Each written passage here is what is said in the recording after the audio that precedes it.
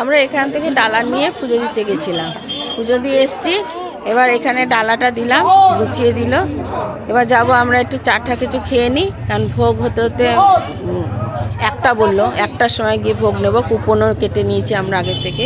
এখানে ভোগের কুপন 60 টাকা করে, তা ওই একটা করে কুপন কেটেছি। আমরা 5 জন আছি ড্রাইভারকে নিয়ে, সেই 5 জনে মিলে ভোগ খেয়ে তারপরে চলে যাব আমরা নিগমানন্দ মহারাজের আশ্রমে। ওখানে গিয়ে একটু ঘুরে তারপরে চলে যাব আমরা আর একটা স্পট, সেটা হচ্ছে রানী রাসমণির স্পট। এই যে দেখো এখানে ইয়ে আছে,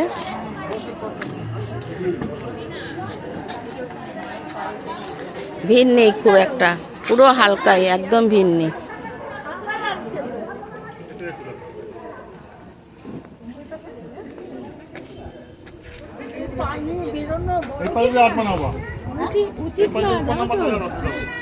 উচিত না বেরোনো।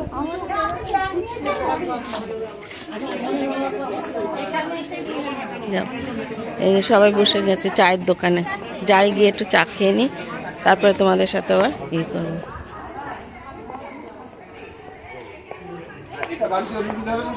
না একদম না, এটা খা খাবি, খা, পয়সা দিচ্ছি।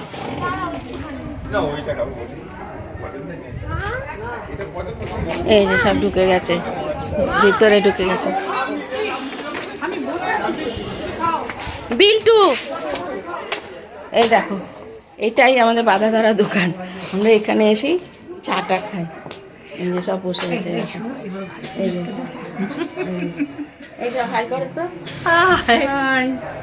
এই বলছি কি, এই যে হাই করো ভালো করে, ভালো করে দেখাও। এই দেখো হাত ছাড়ো, আগে ওর মুখটা দেখাও।